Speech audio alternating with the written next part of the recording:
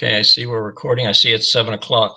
So I'll call the meeting to order. Would everyone please rise and join me in the Pledge of Allegiance? I pledge allegiance to the flag of the United States of America and to the republic for which it stands, one nation, under God, indivisible, with liberty and justice for all.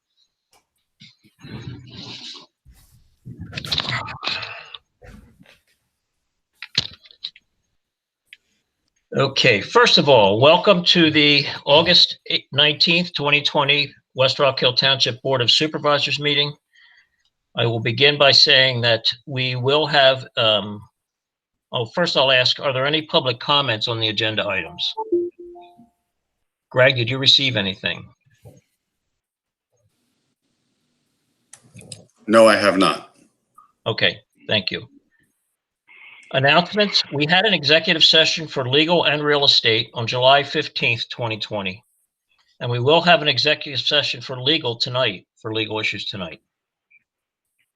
If we move on to the consent agenda, the items on the consent agenda are the July 15th, 2020 meeting minutes, the wind plan review status, escrow release and vouchers, the emergency services report, building zoning and building permit report, public works report, conservation committee report, change depository from Pliget to QNB for open space EIT Keystone collections, and the treasury report and payment of bills.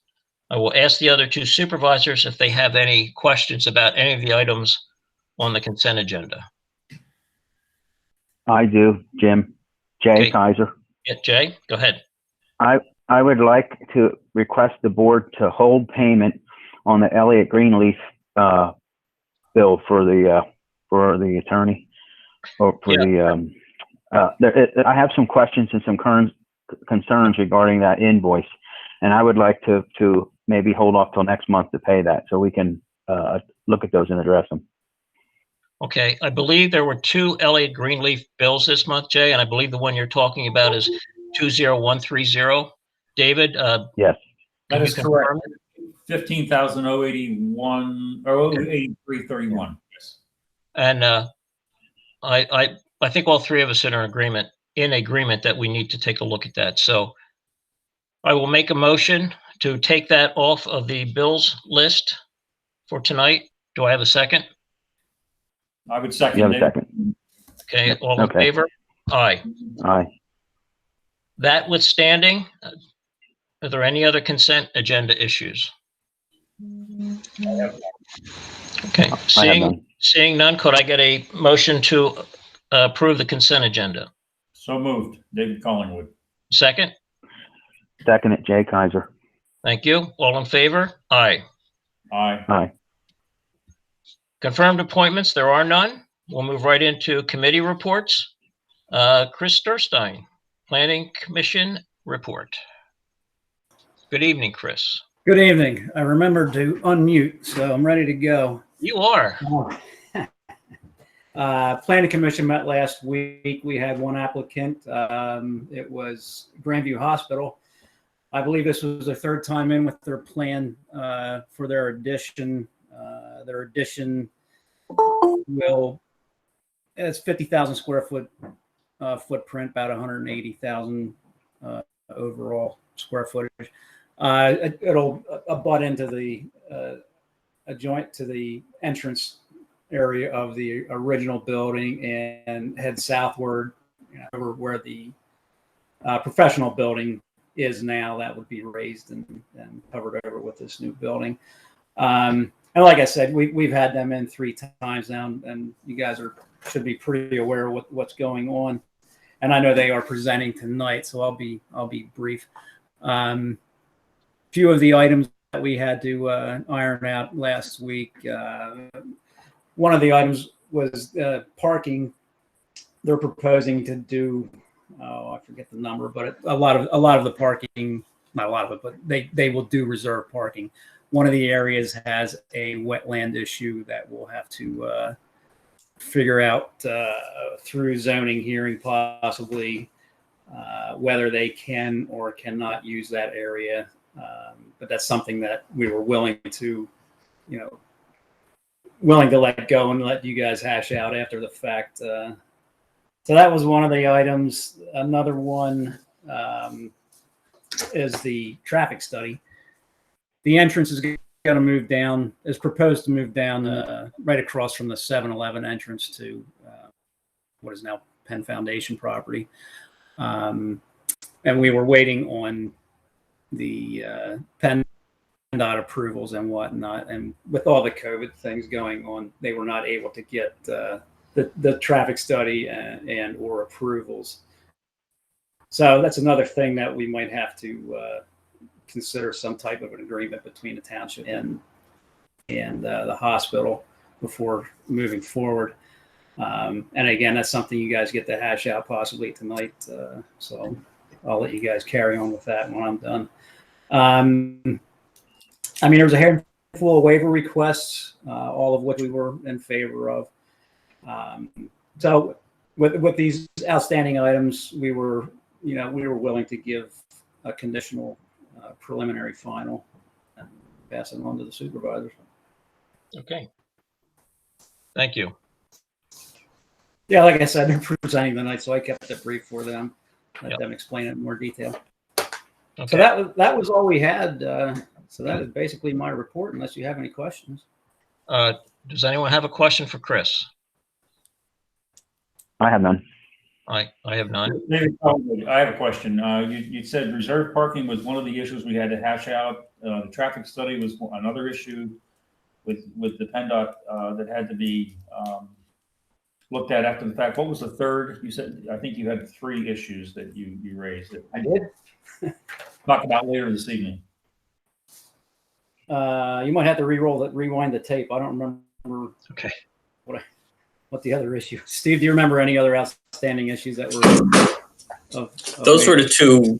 Those were the 2 biggest issues. I think you brought up that there's some waiver requests that need to be that are up for approval, but they weren't anything significant, I don't think. Right. Thank you. Okay. I have nothing else. But I got a motion to approve the Planning Commission report. I'll make that motion. Jay Kaiser. Do I have a second? I will second David Collingwood. All in favor? Aye. Aye. Aye. For Grandview's benefit, you'll be speaking during the township solicitor's report, which is a little farther down. Okay. The Park and Rec report, Dave Rice. All right, how's everybody doing tonight? Saturday night, Good, Dave. we had awesome. Saturday night we had our movie in the park night. Big success. Adam's Family. We had Park City Rotary was our sponsor this year. We had Galco Communications paying for the licensing of the movie. We had about 45-ish people, somewhere around there. It was a nice night. Turned out beautiful. The rain came a little bit later, so it worked out well for us. So it was a good night. So we're glad to get that off and have that success for this year. We have a couple items in the irons in the fire. We have Park and Rec tree and bench plan. We're working on those details so we can present hopefully in September and get you those details so we can have a good thorough detailed plan. We have November 8th coming up. We have our Veterans Memorial Plaque dedication ceremony. So we had conversations in regards to having a separate Veterans Memorial dedication ceremony and then a separate John Mann dedication ceremony for his bench and tree. Soon thereafter, a little bit of time, we're still working on those details. So we're going to fine tune those, come back in September with all the details. We have a couple of meetings coming up that we're going to discuss those details. So that way we can, work within those 250 persons at any gathering at a park, kind of work within those constraints. So I think that was all. Okay. Yeah. Yep. I think that's it. Okay. Well, I have 2 things I want to bring up. Sure. First thing is, and this is for the benefit of the Park and Rec and every other committee, no one can do a press release except the township manager. All press releases have to go through the township manager. It's an absolute. That's in our ordinances. So let's be real careful about doing that in the future. Second thing is, and we've discussed this a couple times now. Last year, well, let's say many years ago, we signed a lease with the Penridge Little League that they could use our field. Mhm. Last year, we found out that there was a senior league using our field that we didn't know about. Then we found out that the high school was using our field and we didn't know about it. And then this year, I read in the paper that there's an independent league that was invited in to use the fields for a tournament, and we didn't know about it. These things are not on our calendar, and it has to stop. Excuse me. The fields can be rented, just like if it's not for the Little League, the fields can be rented for $60 a day, just like the pavilions can. Yep. And if anybody wants to rent it, they can rent it, as long as there's nothing else going on in the pavilions. Now, this is costing, in my mind, this is costing the township, not the township so much, the Park and Rec Committee, probably over $1,000 a year in all the games that are coming up and should have been charged for rental. So for the future, the Penridge Little League can use the fields. They have permission through the lease to use them. Anyone else goes through the township. Mhm. Got it? Okay. Hey, hold on a second. I want to comment, Jay Kaiser, Mr. Chairman. Go ahead. Go ahead. Okay, thank you. I don't understand where you have the right to make that statement in a public meeting when the Little League, which I was a part of and built that field from just a raw field, when that piece was given to us by the township to determine who gets charged and who doesn't get charged. I totally disagree with your comments, and I want that on public record. Well, the contract we It's have. a public park. It's a public park, Jim. It is a Yep. public Okay. park. All right. Yep. So you don't have the authority to tell somebody they're going to have to pay money and that the Park and Rec is losing money. That field is the Little League's field. Well, I disagree with you on that, Jay. I built the field with I several know, other people from scratch. My son played there too, Jay, and you know what? I coached there, so I know what you're talking about. The But Little League maintains the fields. the Little League That's maintains right. the field, but we maintain all the trash cans, and we have to take care of the park. And when people have the pavilion reserved and they can't use it because there's something else going on, that's not right. And that's what happens. I won't disagree with you there. That is an issue that has to be worked out. And it was my I understanding. will agree with you there. Anyone except the Little League, it was my understanding that anyone except the Little League who wanted to use that field should be renting it or reserving it through the township, and they should be paying their $60 for that. That's my understanding. And one more thing, they have to get approval from the Penridge Little League because of their schedule too. Correct. Also have to get approval from the Penridge Little League. So if we I want believe that those issues are addressed in the agreement. I'll pull that out and we can talk about that in executive session. okay, thank you, Mary. Yeah. Okay. Mr. Chairman, thank you for allowing me to voice my opinion. I You appreciate can it. always voice your opinion, Jay. No problem with that at all. Yeah. Okay. Anything else, Dave? No, that should be all. I think we're Okay. good. Then can I get a motion to approve the Park and Rec report? Mr. Chairman, David Collingwood, I have a comment I'd like to make. Yeah, go ahead. This is not as, at the last Board of Supervisors meeting in July, there was a lot of confusion with some of the discussion with Park and Rec, and I think that was primarily due to a late submission of materials Correct. around 5 o'clock on the day of the Board of Supervisors meeting, which I don't think we should have even addressed. And hopefully we can avoid this in the future. I thought that the policy was if materials weren't submitted Friday prior to the next Board of Supervisors meeting, that was the deadline, they wouldn't be discussed. What was that policy number? I don't have the policy number. I'm thinking that was my understanding. Okay. It's the general policy of the township that all the materials are in by Friday so we can get the packets together so the board has time to review all the information so that they're making an informed decision come Wednesday night. Makes sense. I didn't know that, so that's okay. Thank you. Thank you. And by the way, your reports are all in early this time, and that was good. Okay. Could I get are there any other questions? I have none. I just have a quick comment, Mr. Chairman. Yep. Mr. Collingwood is the liaison to the Park and Rec. Why wouldn't he know that information if he was at the meeting? At the Park and Rec meeting?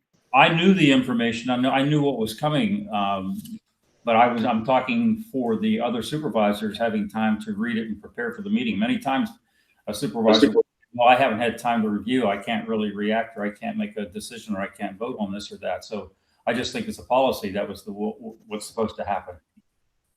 Okay. Were you at the last Park and Rec meeting? I was. Okay. Thank you. I think it was the one prior, Jay, that you're thinking of. The one when everything was discussed about the John Mann bench, or the Little League bench that was supposed to be put out there.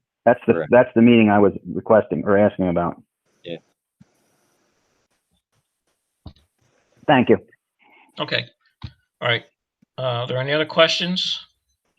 If not, can I get a motion to approve the Park and Rec report? So moved, David Collingwood. And a second? I'll second it. Jay Kaiser. All in favor? Aye. Aye. Passes. Aye. Thank you. Commission reports.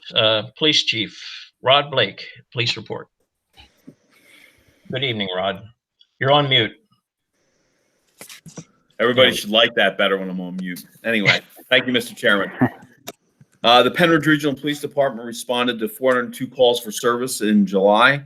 Of those calls, 177 were in East Rock Hill Township and 225 were in West Rock Hill Township. And we handled 16 crashes, which included 1 fatal crash on Old Bethlehem Pike. 10 were reportable crashes and 6 were non-reportable crashes. We handled 3 Part 1 crimes and 34 Part 2 crimes in July, totaling 37 crimes. In East Rock Hill, the crimes are as follows: possession of marijuana, 2 DUI cases, 5 fraud cases, 3 harassment cases, 6 ordinance violations, 2 dog law violations, 1 trespass complaint, and 1 disorderly conduct. And in West Rock Hill, the crimes are as follows: 2 corruptions of the morals of minors, 1 theft case, 1 fraud case, 1 disorderly conduct, 1 DUI, 2 trespass cases, 1 weapons sale violation, 1 assault, 3 dog law violations, and 3 ordinance violations. Criminal charges filed in July are as follows: aggravated assault, simple assault, resisting arrest, false reports to law enforcement, 2 trespass charges, 2 charges for loitering and prowling at night, 4 charges of disorderly conduct, 1 charge of possession of methamphetamine, 3 charges of possession of marijuana, 1 charge of possession of drug paraphernalia, 1 charge for public drunkenness, 1 charge of underage drinking, and 4 DUI charges. We also conducted 203 traffic enforcement details, 17 details on Old Bethlehem Pike, issuing 8 verbal warnings, 24 citations, and 12 written warnings. And officers also conducted 390 business checks. And that's the police report for July activity for Penridge Regional Police. Thank you, Chief. Are there any comments or questions? I have none. Okay. Not hearing any. Could I get a motion to approve the Chief's report? So moved, David Collingwood. And a second? I'll second the motion. Jay Kaiser. Okay. All in favor? Aye. Aye. And Aye. it passes. Thank you. The Joint Rec Authority. Well, here's where we are with the pool, folks. I started the GoFundMe page last month, and we got in approximately $500, which is nice. So people stepped up to the plate and gave the pool some money. Many of them were members, and some were not. Some were just local people who wanted to help the pool. However, Dave Rivette, who's the borough manager in Sellersville, did a calculation of the money that we need to close out the year. And we are down about $100,000 because of COVID and not opening. And we would need about $38,000 to break even at the end of the year. At the last week at the Sellersville Borough Council meeting, they unanimously agreed to give another $19,000 to the pool because of COVID. And they had a lengthy discussion about why West Rock Hill should be also chipping in. I was not privy to that conversation. I was just told about it after the fact. So I'm opening it to the floor. I know how you both feel about the pool, and I know what your thoughts are, but under the circumstance, I'm going to open it up and just let you both make a statement. My my question is, the 19,000 is an addition to the $13,000 that was already put in the budget for the pool from West Rock Hill, correct? That's correct. It's all going to maintenance and upkeep and insurance and the other things that have to, and the fixes that are going in to the pool. And do you feel that we've explored, or the powers that be for the pool have explored other possible sources of funding, of revenue? I know I've been talking to the Rotary, and the Rotary is looking to do a fundraiser for us, but there's nothing definite there yet. We're just in the opening stages of having a discussion, so there's really nothing to report on that. I would like, if there were some businesses in the area that would like to step up and help the community, that would be nice. I know that one of our board members on the pool and her husband donated the parts to fix the cracks, the pipes, the piping that we know is bad. They've already donated it. The piping's arrived, and now we just need to set up a time to get it taken care of. We also had a local company that fixes and maintains swimming pools. They contacted me and said they would like to come over and take a look at it also and see if there's something they can do to help. So at this point, everything is just up in the air, but we are pursuing every avenue I can think of to take. I'm just curious why, if the powers that be were expecting, or at least thinking, that West Rock Hill should pony up another 19,000, why you weren't part of that conversation. It was in their borough council meeting. And when is the next Sellersville Borough Council meeting? So perhaps I would like to attend. Well, they're the first Monday after the first Wednesday, and then the third Monday, I think, after, or 2 weeks following that. So I said, Dave, I'm not sure. That's on I think it's the first and third First Mondays. and third. Okay. I think so. But it has something to do with where the week starts too. Sometimes it's the second Monday. Anyway, I can look that up for you, David, if you would like to know. I would like to attend one of their meetings and ask some pointing questions. All right. Okay. I'm done. Okay. Okay, thanks, Mr. Chairman. Jay Kaiser. I would like to, I think there's a correction needs to be made. We didn't just give 13,000. Didn't you and David approve an extra 2,000 that would make it 15,000 that we put in this year? I think that went in last year, Jay, at the end of the year. But I don't think it went in it went in, Greg, in January. Yeah, it went in January. Okay, so you're okay. Okay, so yes, we gave 15,000 already, and I've worked with the pool very, very extensively over the years, and I've made some really valid suggestions, and I know you have worked tremendously at that pool, but I don't think that the board, the Joint Rec Authority, I should say, has put in the effort to the businesses of the communities, like I had suggested at one time, to go and beat the pavement. There's a list that you can obtain of all the businesses in the township as well as Sellersville Borough, and I believe if the effort was put in from the 6 members, not just from you, Jim, but from the 6 members, you may be able to get support. I know there's support out there. You just have to go after it and get it. Okay. That would be my suggestion, because we haven't put anything in here for budgeting as far as this pool, and of course we have no control over what happened with the COVID-19 situation. But that would be a suggestion of mine that's looked at to be done. We've gotten lots of money over the years for the police and for other entities there in our township. So I think something could be done. Okay, thank you, Jay. So here's where I think we go on this. Jay has concerns, David has concerns, and wants to go to the meeting. So I think we table this for now. Are you both okay with that? If we put that in as a motion? Yeah, I am. Okay.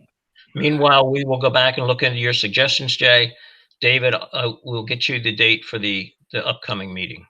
Right, I think we should table, but I don't think we should not do anything proactively. I think we should look at what Jay has said, reach out into the community and have those 6 people get together and formulate some sort of a plan to go to the community to see what we can do. Right. Okay. And thank you both for your comments. I do appreciate that. Okay. All right. That is all I have for the Joint Rec Authority. So I will ask for a motion to approve the Joint Rec Authority report. I'll make that motion. Jay Kaiser. Thank you, Jay. A second? Second, David Collingwood. Thank you, David. All in favor? Aye. Aye. Aye. Tax collectors report. Suzanne Clark. Good evening. Good evening. Okay, for the month of August, I've collected $3,169.53 in annual real estate taxes. In our streetlight tax, $67.98. I have collected the complete street tax roll, so all of our funding has been in for this year for the street lights. And that's all I have collected. But I have a couple of things I want to ask the board, which is not related to tax collecting. But since I have the floor, I had sent an email out to David Collingwood and Brenda. Anybody who has events that they want shared with new residents coming into town, what happens is when I get a real estate transfer from the county, I send out a welcome package and I include information about our pool, about our historical society, just about our local events. And since I had just got a chance to read the draft of the newsletter, I saw that we had a shredder event coming up that Historical Society was going to handle. And I actually had a taxpayer today who inquired about the event for the electronic events, the recycling of that. So I did share the dates with the taxpayer, but I just want everyone out there that if there's anything coming up that you want me to advertise through the tax collector office that I can send out with my welcome package, just get me dates and events, and then that way we can let new people know what's coming up and what's in our municipality as they move in. Thank you, Suzanne. That's all I have. Oh, I thought you had 2 things. Okay. No, well, no, just one long thing. That was it. Okay. All right. Thank you. Does anybody have any questions about the tax collector's report? I have none. Thanks for the report. Okay, thank you. All right. Can I get a motion to approve the tax collector report? So moved, David Collingwood. And a second? Yeah, I'll second it. Jay Kaiser. Okay. All in favor? Aye. Aye. Aye. All right. Next up is the engineer's report. Steve Bala. Forgot the mic again. Okay, thank you, Mr. Chairman. As Chris Durstein indicated, the one item under my report is Grandview Hospital, Grandview Health building expansion. I believe we have representatives here tonight, and for everyone's benefit, maybe they could give a general overview of the project and the plan that's proposed right now. And identify themselves. Who's here from the hospital? Mark, are you going to take the lead? Mr. Horn? I will. Thank you, Mr. Chairman. I have Jackie Howenstein, Joe Palumbet, and Paul Schmoll here from Barry Izett and Associates. So the presentation, I'll be brief with this tonight, but give you some idea what's going on. And I can't see that on my screen, so I assume it's being presented though. First of all, I wanted to just take a quick look at our current campus. We've obviously been at this location since 1913, and we have about 60 acres there, 169 licensed beds. We have buildings dating back from the 20s, the 30s, the 50s, the 70s, 80s, 90s. So we've got a fairly old campus. One of the things we're looking to do is to expand and modernize our facilities to better prepare ourselves for the future. And one of the things that Grandview did was play an important role in the pandemic during the last few months. We treated close to 100 patients, many inpatients and outpatients as well. And we recognized some of the liabilities in our facilities, although we were able to treat everyone successfully. But also just a note about Grandview, you see the picture of the campus here, but we're also multiple outpatient centers in other townships and municipalities, many physician practices, and 2 urgent care centers as well. On the next slide, it talks about our new or enhanced services. And I think it's important to note that we've added colorectal surgery and urogynecology in the past 15 months. 2 well-trained board-certified surgeons have joined the staff at Grandview, now performing surgeries that prior to this, they would have to go off campus to another location. We added this Mako device, which provides for more precision with joint replacement surgeries. And we have seen record numbers of joint replacements here in the last year since we've added that. The Da Vinci robotics is used for bariatrics and general surgery. The cardiac cath lab reopened in November of 2019, and we've seen quite a number of heart attacks who've been coming to Grandview and have been successfully saved, and the cath lab did its job. And then perhaps the biggest news that we've mentioned is preparing for level 2 trauma services. This will be a huge impact to the community. Right now, depending upon the nature of the injury or illness, you have to go elsewhere if you meet the trauma criteria. So sometimes if you're on a blood thinner and you fall and bang your head, you would meet trauma criteria. Even if you lived locally at one of the continuing care retirement communities, you would have to be transferred to a trauma center. So we'll be able to keep those groups of patients, probably 600 to 800 per year, treated at the local facility. And that way their families don't have to go.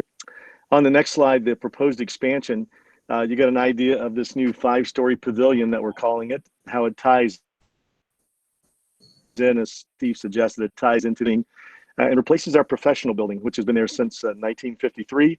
It was the School of Nursing, and you can always see the notation on the top of the building that says Nurses Home.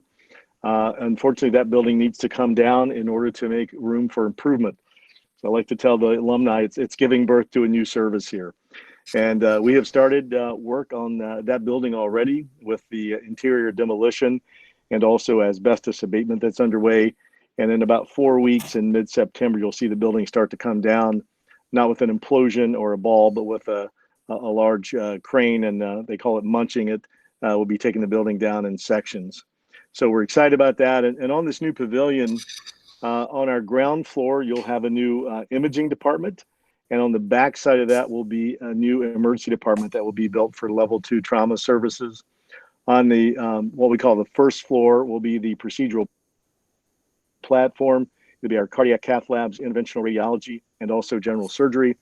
Our third floor will be flexible acuity beds. These will be ICU level beds that can also be converted to negative pressure in the event of a future pandemic.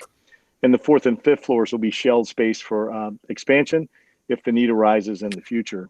On the right side of that slide, you get a sense of how the campus will look from an aerial view with the new building to the left in the middle of the parking lot and how it ties into the existing building. So on the next slide, just discussing the rationale, I've mentioned the new emergency department. Our current department was built in the early 1990s. And so it's 30 years old now and needs to be redone. And we are doing some minor renovations, preparing for level 2 trauma services. But our new ED will give us 26 bays, including 4 for behavioral health patients, 2 level 2 trauma bays, and then the room for 4 additional bays if needed. Talked about the new procedural platform for surgery, the ICU beds, and the capabilities for the pandemic.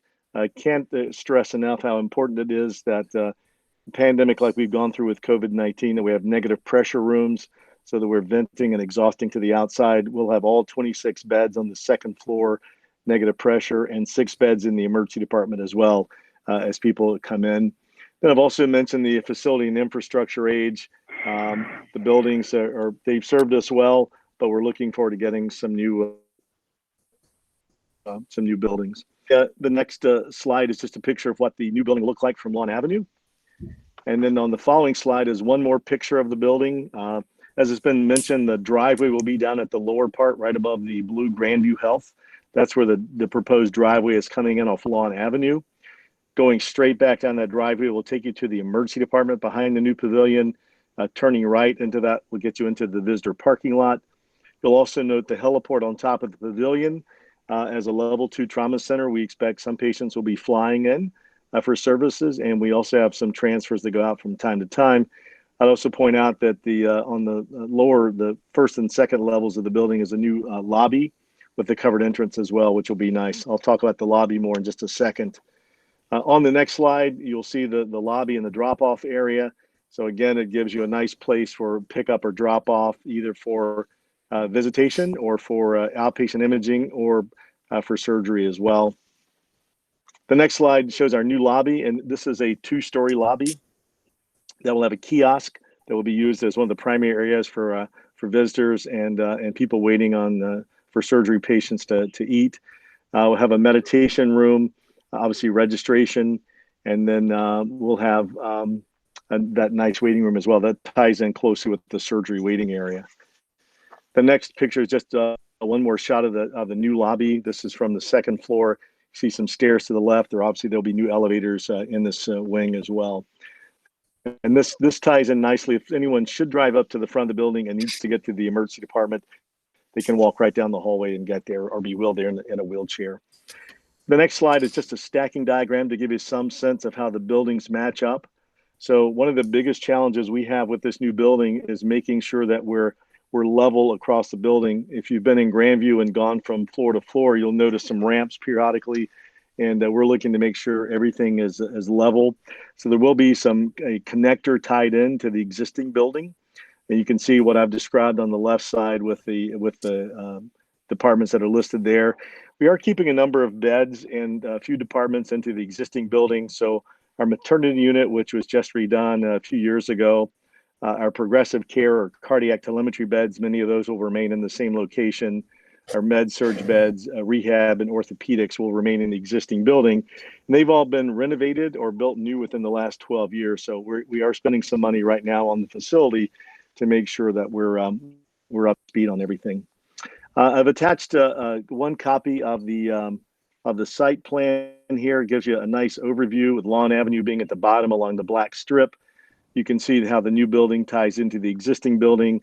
The darker shaded areas are parking, and in particular in the back of the building, we've got 2 dark areas there. That's reserved parking. The one on the left is the one where the wetlands are there. There's a 0.03 acres of wetlands there that we'll have to address if ever needed. And the other one, the other reserved parking to the right is where the heliport is right now. That's behind our home care building and close to the daycare as well.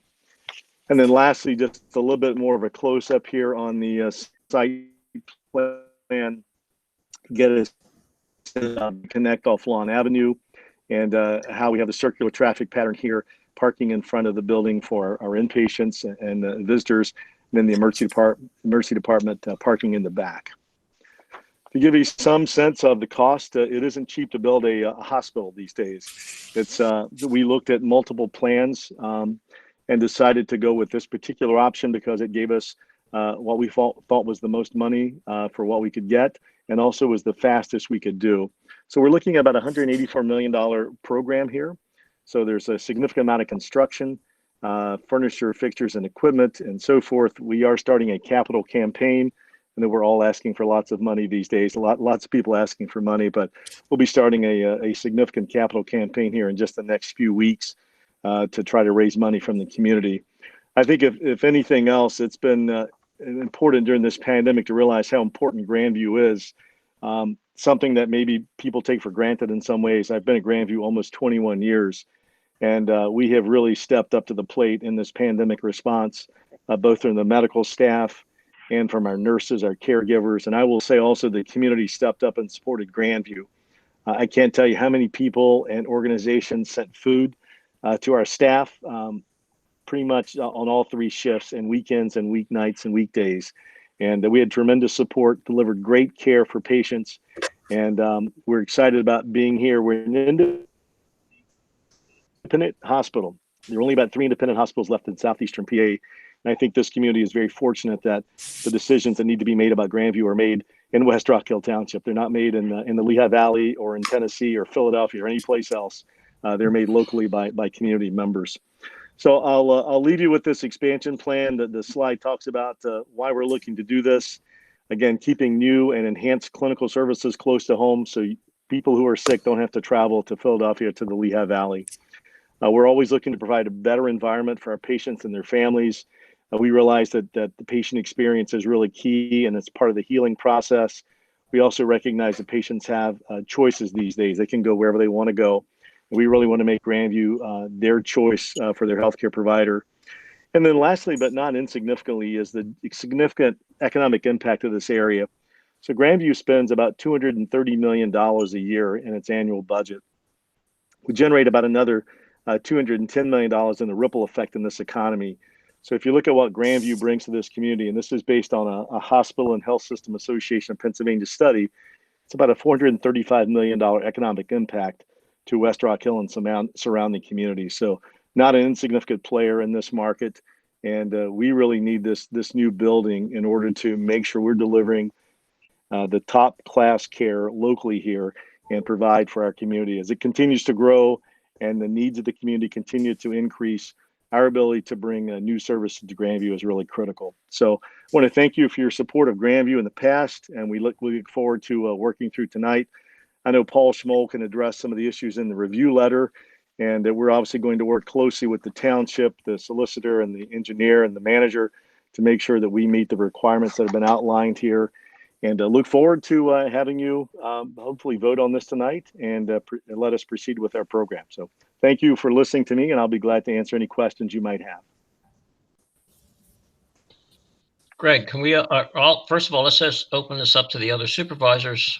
First of all, Mr. Horn, we are very, very proud of all the things that go on at Grandview and everything you do for the community. So I want to start by saying that.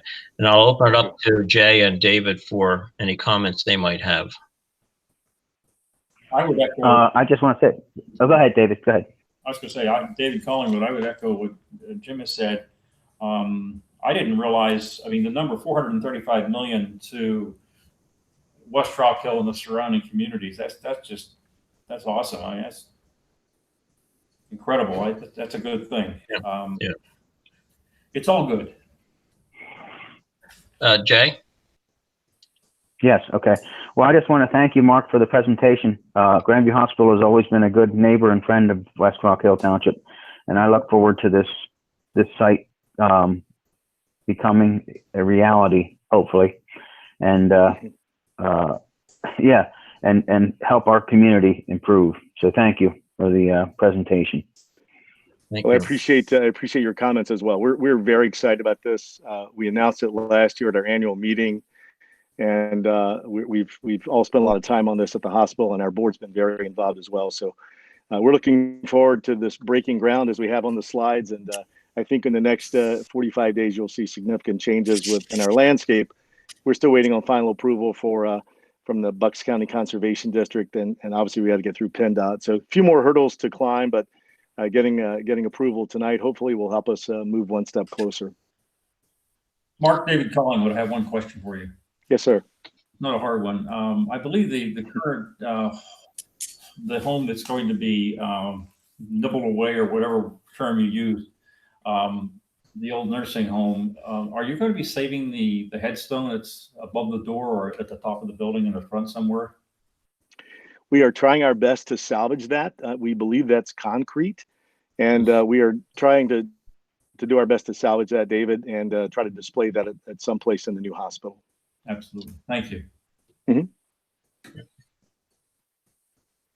Greg, I'm going to ask you, have you had any comments from the public that they wanted to express? There's no public comment via email. Okay. We didn't tell them, we didn't tell them we're going to give them time either. So, okay. All right.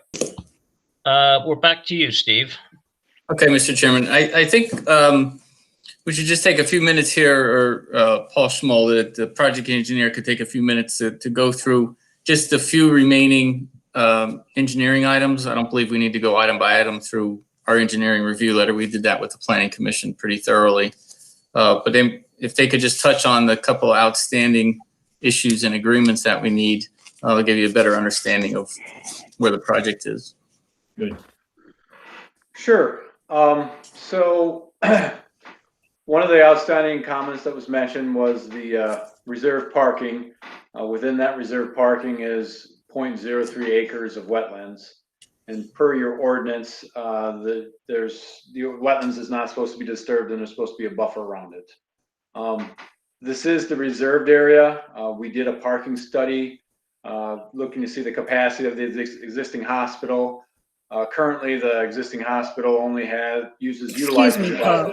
Yes. I'm sorry to interrupt, but could you direct us to the item number in Steve's letter to which you're referring? I'm sorry. Yes, sure. This would be item number 3. Thanks. So we did a parking study to see how much the existing hospital utilizes as far as the parking, and it was roughly about 65%.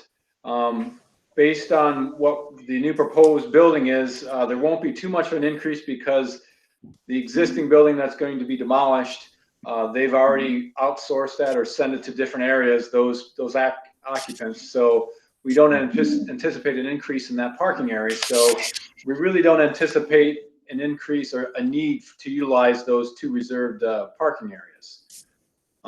That being said, Grandview Health would be more than happy to enter an agreement or anything, that they will, to build that, and that we would go the proper channels to get the wetland disturbance and go through the zoning and all that to handle that. And if for some chance zoning didn't allow us to, made us keep the buffer, then we would definitely be able to rework the system. So maybe we had that a middle island or something there that would be preserve the wetlands, and the parking would be around that. We could look at that for sure, so that there's options, that we can proceed. But the point is that we'd like to begin construction, and with these being reserved, the borough wouldn't, or the township wouldn't look at using this until after everything was built to determine if additional parking is required.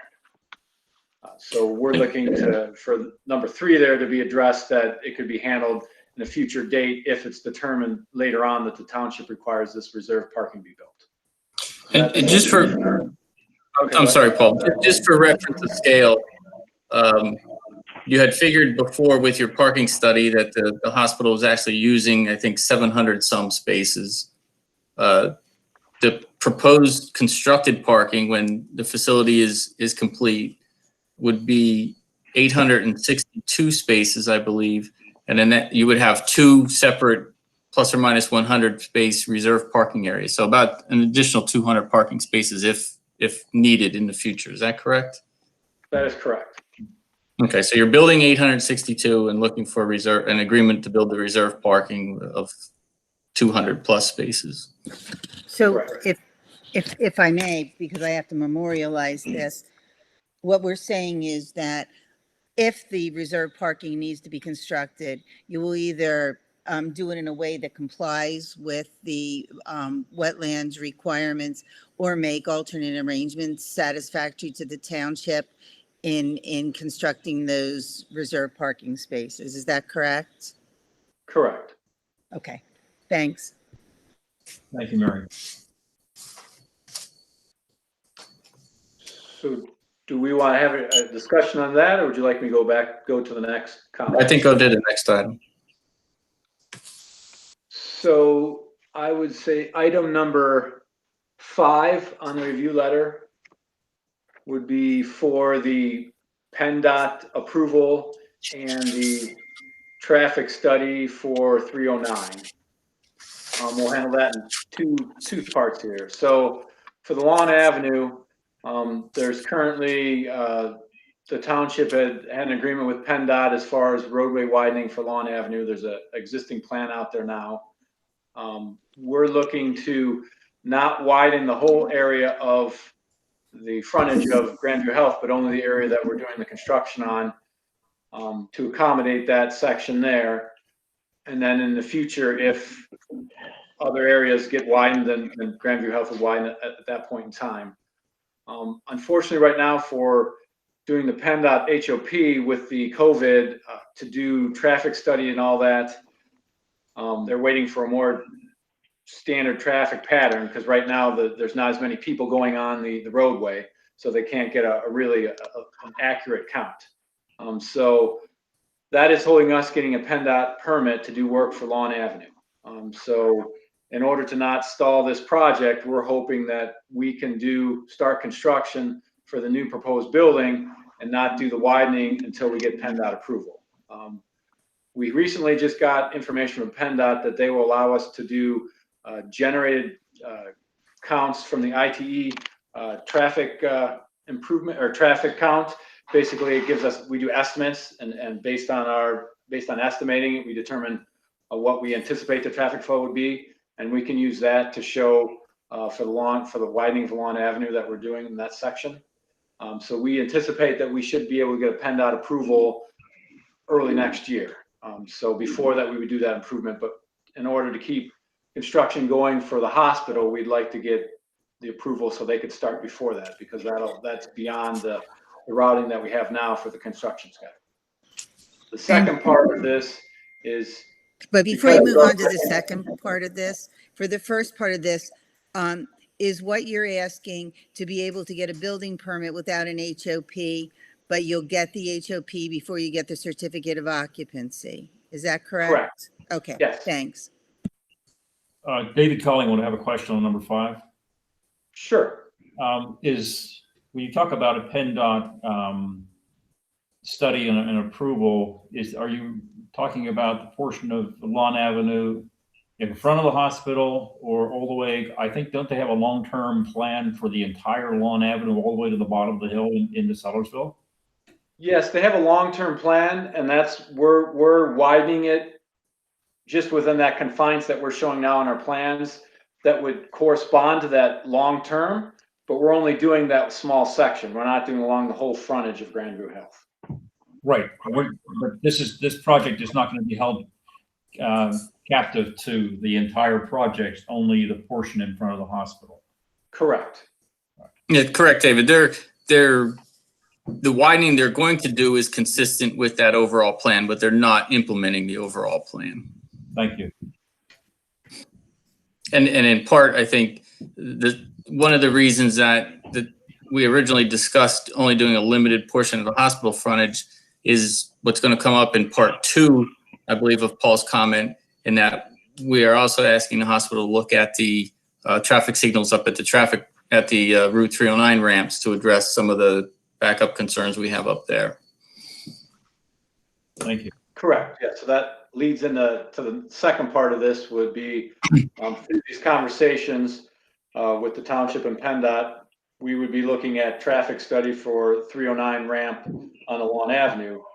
That we can't do anticipate or estimated counts. We actually need actual hard counts. And with the COVID, we can't get that, and no one can tell us, no one knows when that's going to be. So we're kind of held hostage for the COVID. It could be another 6 months, could be a year before we are able to do regular traffic and before PennDOT allows us. So once again, we'd like to have, Grandview can help to, again, are in agreement that they will do this traffic study once we're able to get PennDOT to approve us to go ahead and do these traffic counts. But obviously, since that's way down the road, we'd like to not hold up construction for Grandview Health right now, because we don't even, that could be, like I said, another year before we're able to do traffic studies. And Steve and Paul, where is, and I understand that you're thinking that maybe as part of the traffic study you submit for your HOP, they may ask you to look at the ramps and the signals on the ramp. But is that spelled out anywhere in your letter, Steve? Yes. Let me find it. Well, it's in 5 there. It says to discuss the time sketch. A study of Route 309 Avenue intersection be completed by Grandview Health to identify design and install signal intersection improvements. That's in the main paragraph of number 5. Okay, that's what I was looking, whether it was in a subsection or the main. It's in the main paragraph. Thanks. Yep. And just as an overall timing issue, Mark, I think at the planning commission meeting, you had indicated the schedule was essentially a 40-month schedule, a 3+ year schedule for, start of construction till final occupancy. Is that correct? Hey, Steve, we think it'll be a little bit less than that. We're hoping to start some early site work in the Q4 of 20, and then we hope to be done in first quarter of 2023. So we're looking at maybe closer to 36 or a little bit less than 36 months total construction time. We've chewed up a lot of that with the planning piece of this already. Okay. And my point to bring that up is it's not like in 12 months you're going to be in the building, so we really need to get this stuff resolved ASAP. It seems like we do have a little bit of leeway in time to address these traffic study issues, and the hospital's still not going to be done yet, so it should fall into place before the hospital is ready. Absolutely. Absolutely. Okay. And I believe those were the two big items that were kind of outstanding. The rest were minor that I believe we can handle, between Steve and ourselves. And then the last thing would be, I don't know if we need to go over the waivers or how you wanted to handle that. I don't know that we need to talk about them specifically. They were attached to my review letter. Several of them are minor stormwater management technical items that I'm comfortable with. One of them has to do with the wetland study. That'll be addressed in the agreement. I guess the last item, the only one that might be worth some discussion is replacement trees. Based on the amount of trees that they're removing for the project, our ordinance has a certain calculation for how many replacement trees are required. In this case, it was, I think, 100 some, let's say in round numbers. And they were able to, between all the other parking area trees and other landscaping, they were able to put about half of those replacement trees on the property.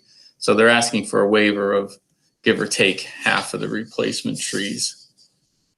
And that, I'm not sure if I have a separate comment on that, Mary. Let me see.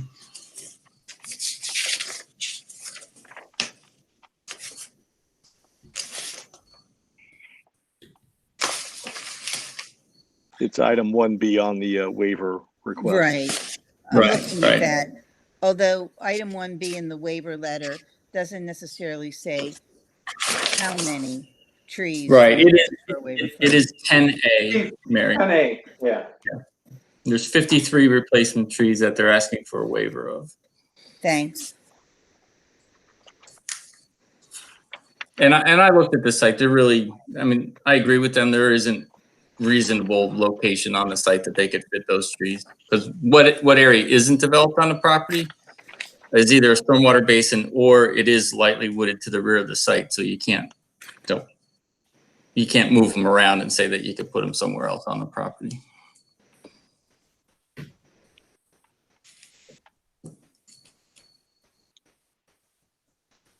So I guess we'd be looking at the board would be comfortable with a waiver for those trees.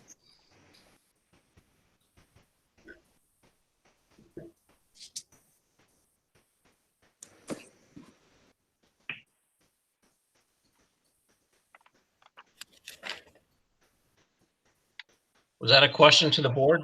Because I'm comfortable with that. And You broke up there. Jim, what did you say? You were? I said, yes, I'm comfortable with that. Are you, Jay? Yes, I am. And David?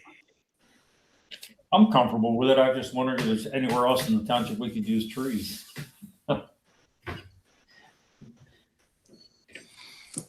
Well, the park could use them. We could have that discussion. I think it's something we should think about. Okay.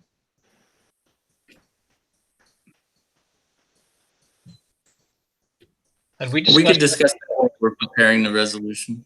Okay. Yeah, usually we discuss that during preparing of the resolution. With Okay, that's fine. Right. We can move forward. Okay. So I would agree that those are the main outstanding issues. The rest of them are engineering issues or outside agency approvals that will come with revised plans and time.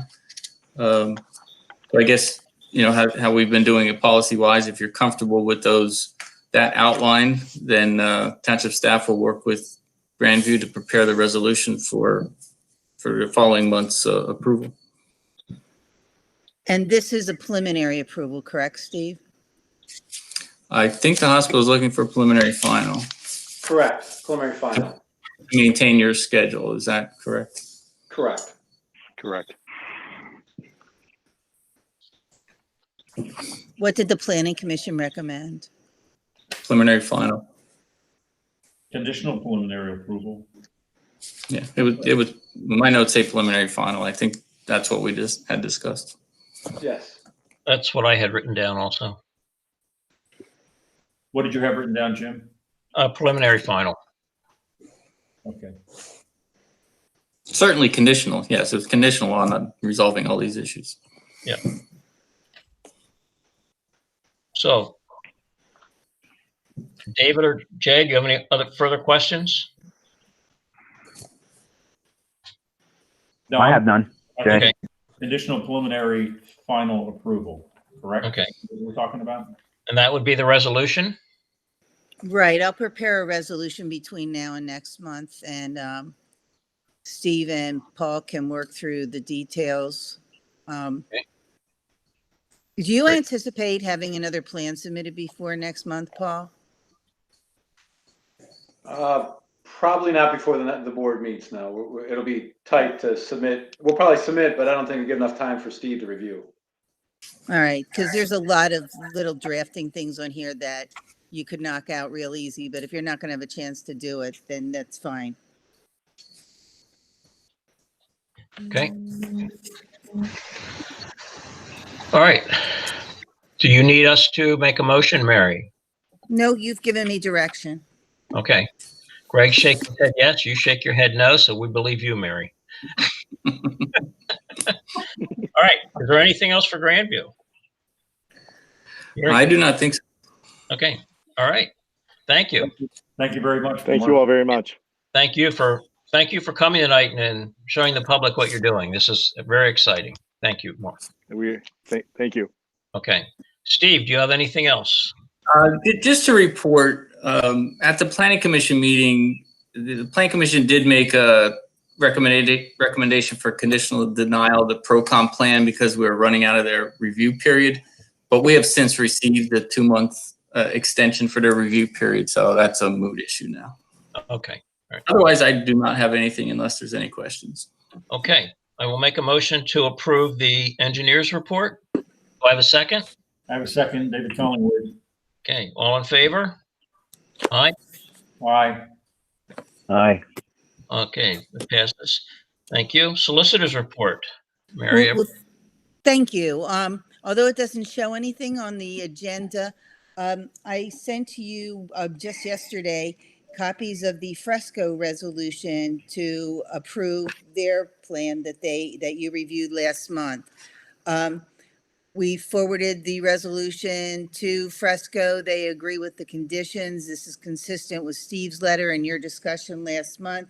So if you are inclined to adopt it, you could make a motion adopting resolution 2020-14.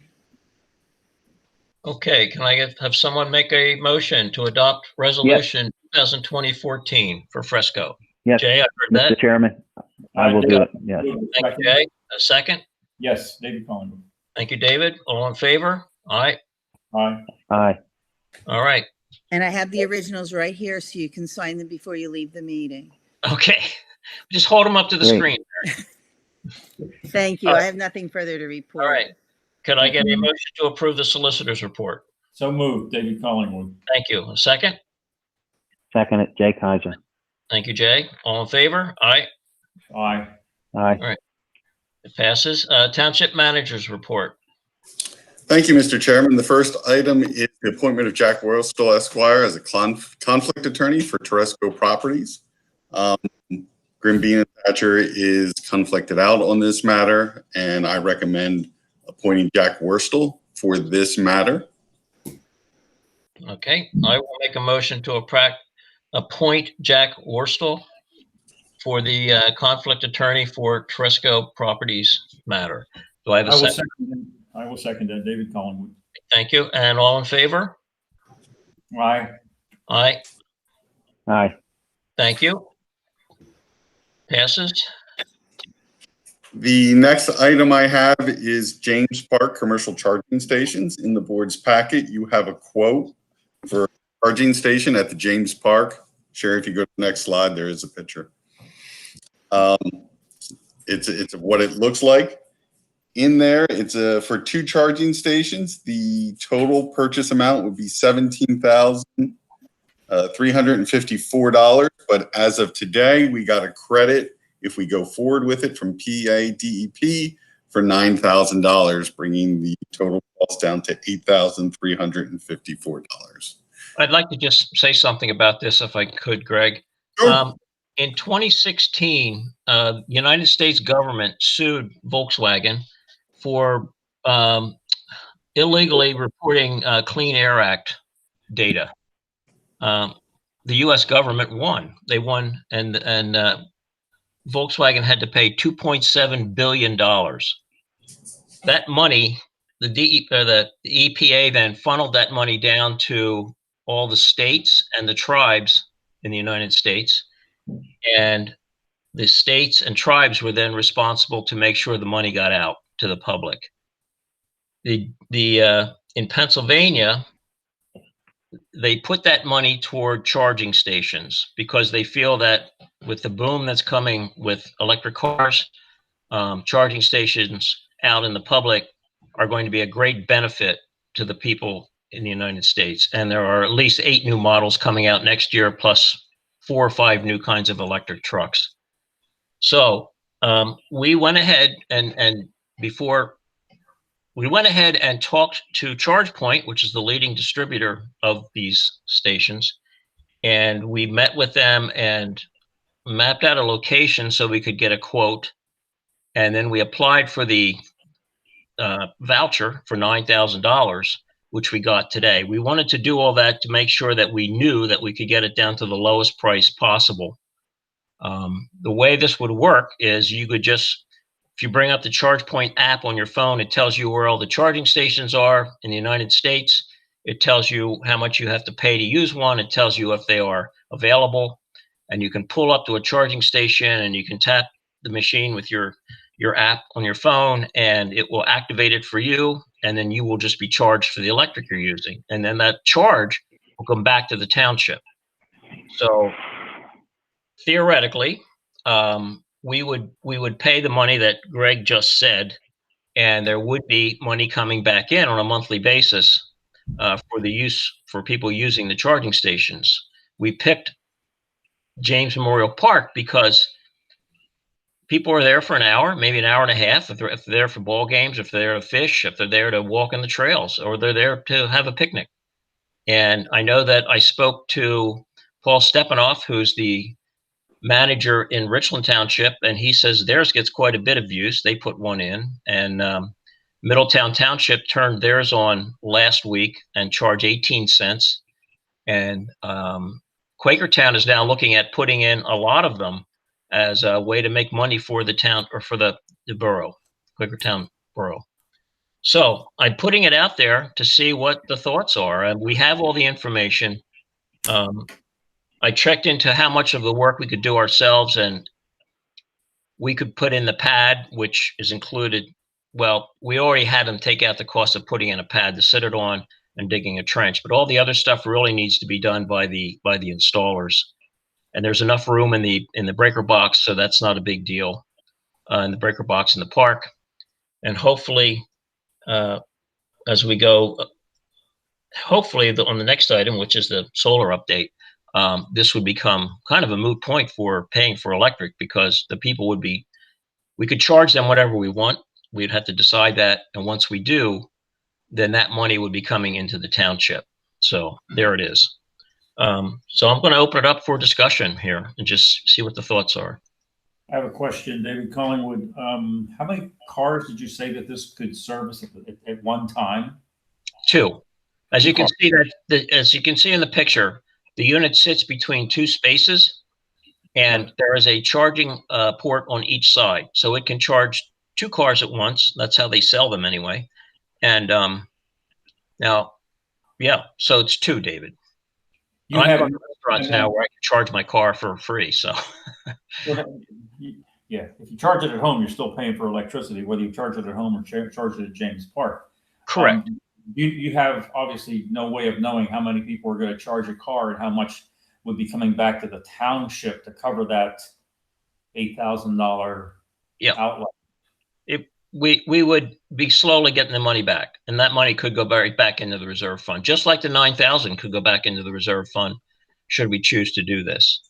Are the boroughs that you've talked to, you say they're actually going to make money on them, so they're going to actually charge a service charge for people to use them. That money would go directly to the township, right? There's many ways that you can. These are extremely programmable. In Richland Township, they don't charge at all. They just think it's a great benefit for their people, and people come in to play pickleball and charge their car while they're playing pickleball or walk in the park. In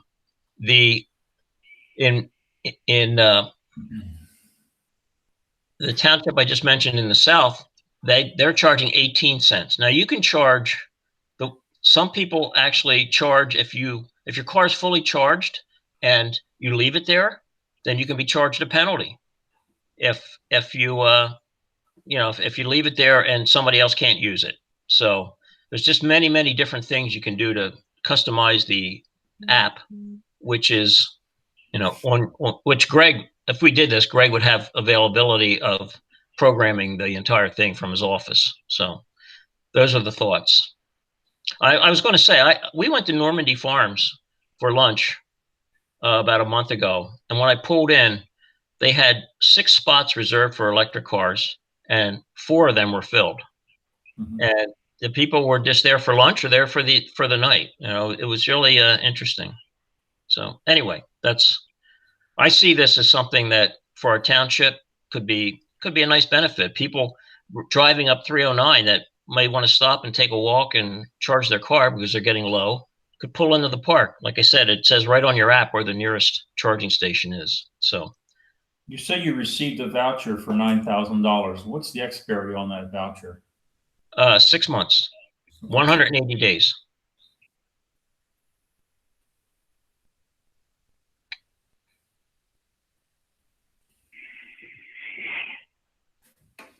Mr. Kaiser, do you have any comments?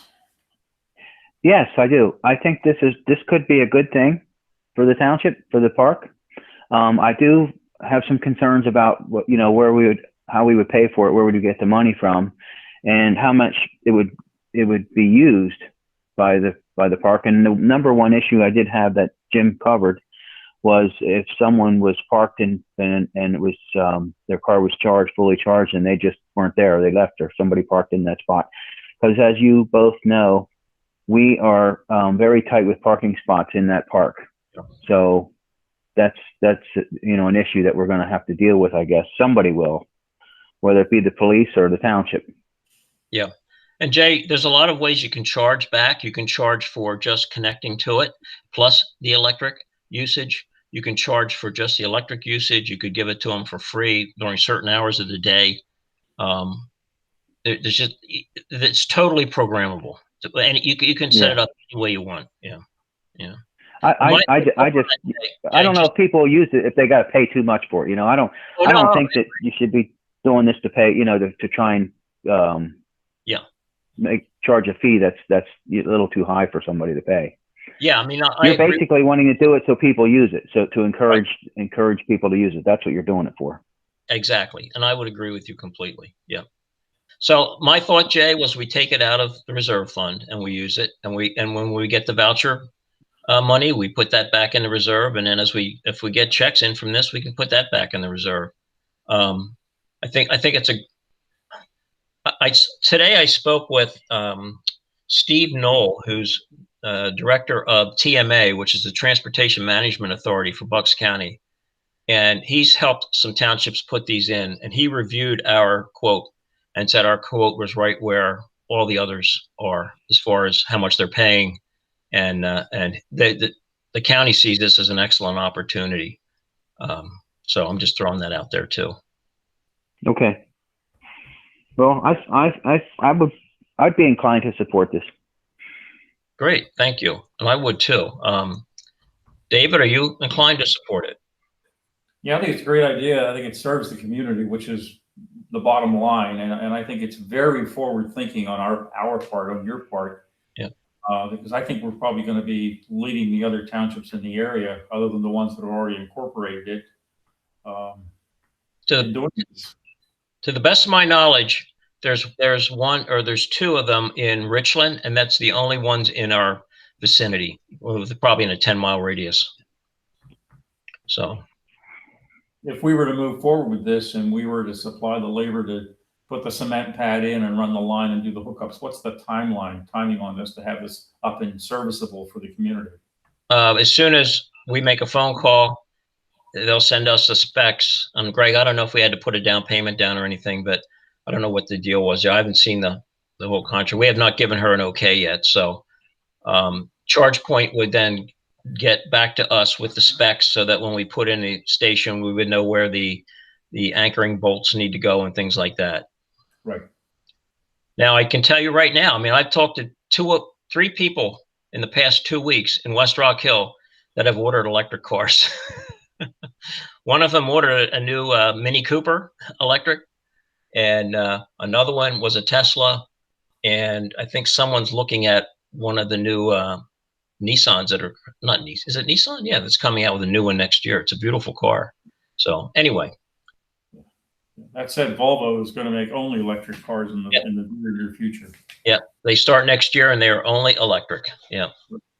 So I mean, in that case, I'll put this up for a vote. In fact, I'll make the motion to accept the quote and move forward with this. If I could have a second. Yeah, you got a second. I'll second. Great. Thank you, Jay. All in favor? Aye. Aye. All right. The motion passes. Okay. Thank you. Thank you all very much. Greg, do you have anything else for your report? I do not. That is all I have. Okay. Thank you. Can I get a motion to approve the manager's report? So moved, David Collingwood. And a second? I will second it, Jay Kaiser. Thank you, Jay. All in favor? Aye. Aye. Aye. It's unanimous. Old business. There's two things. We had approved moving forward with this historical society lease, adding the barn. The historical society is about to dump probably a couple $100,000 worth of in-kind and cash money into these two properties. So I think this is a huge deal for West Rock Hill. I think when this is done, we're going to be very proud of what they've done, and I appreciate that they're taking it up. The new lease was passed over to the Historical Society. Greg, I believe you got a copy back today from the president saying that they agree with it. Is that correct? That is correct. Okay, so could I get a motion to approve the revised lease for the Historical Society, the James House and Barn? I'll make that motion. Okay, a second. Yeah, I'll make a second. All in favor? Aye. Aye. Aye. Thank you all. Appreciate that. All right. A solar update.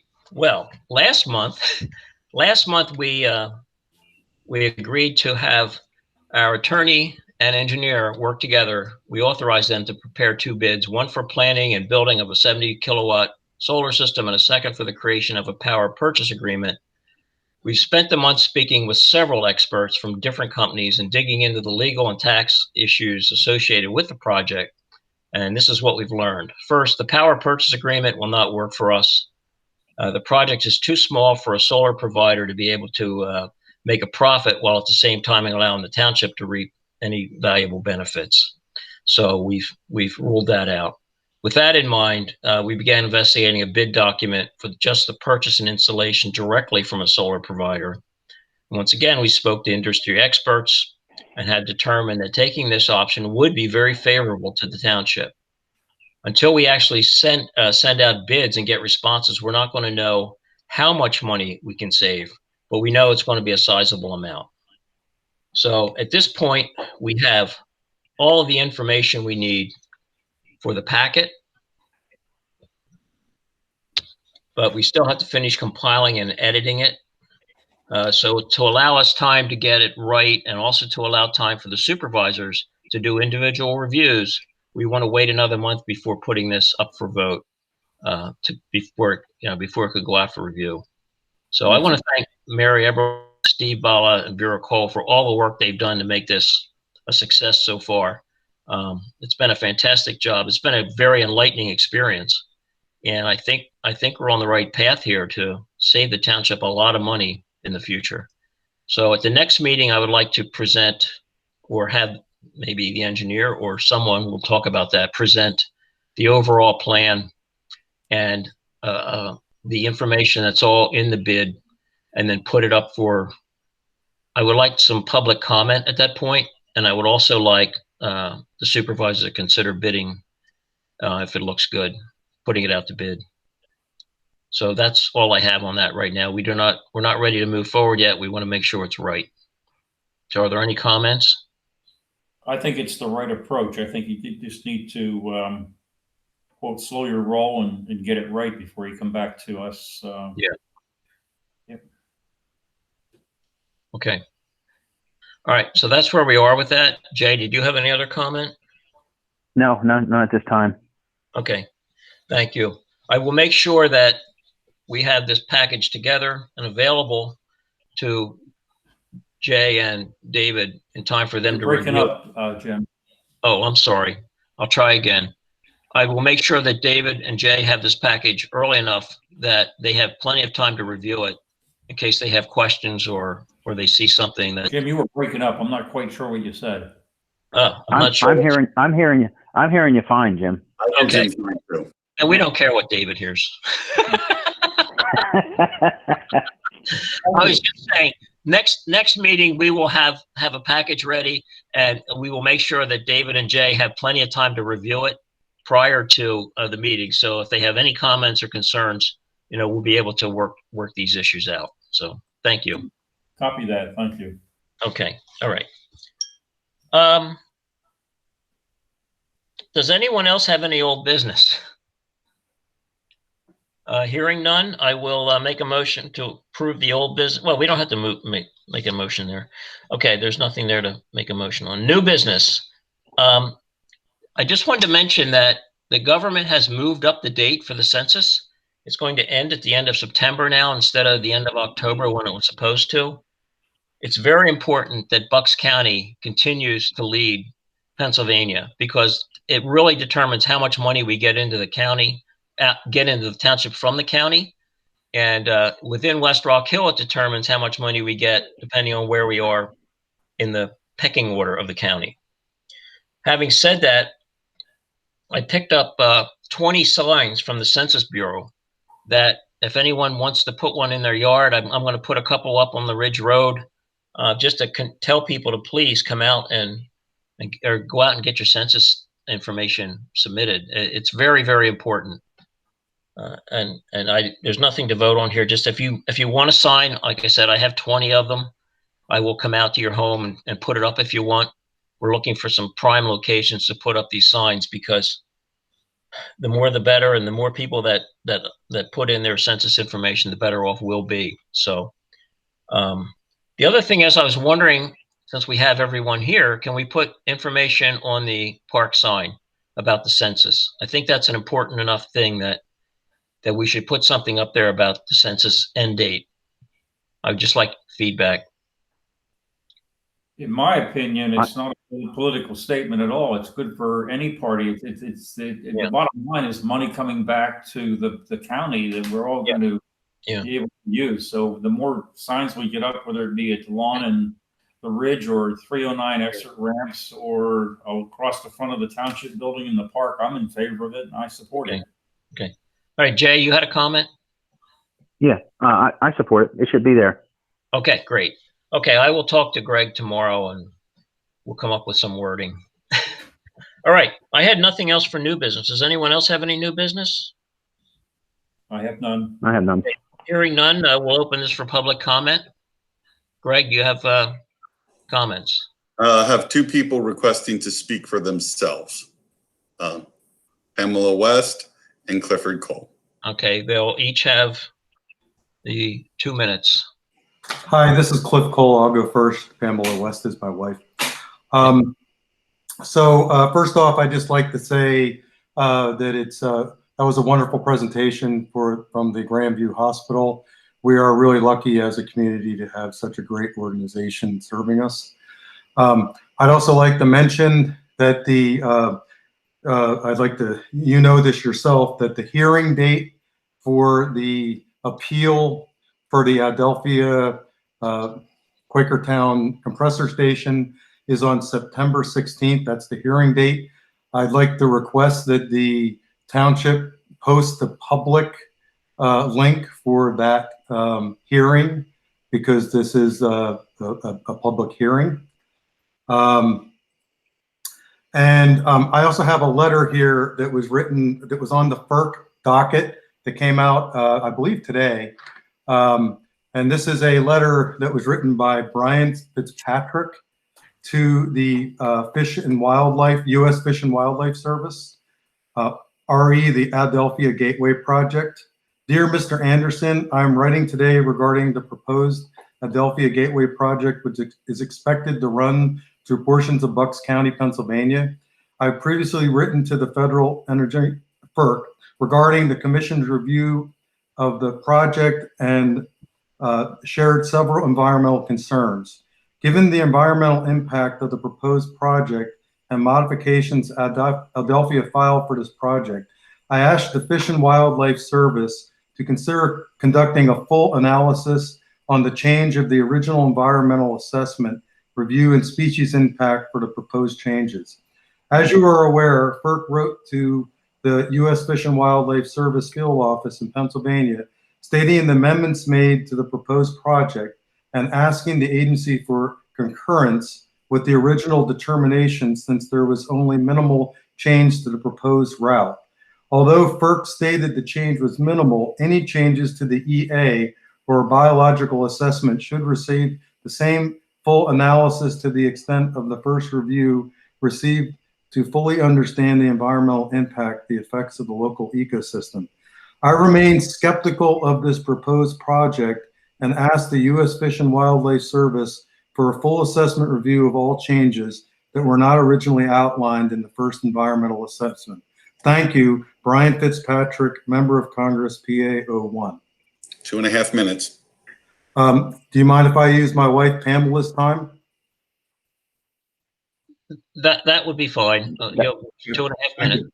All right. I'd also like to let the supervisors know that we are working on setting up a virtual town hall meeting for the Quakertown compressor station.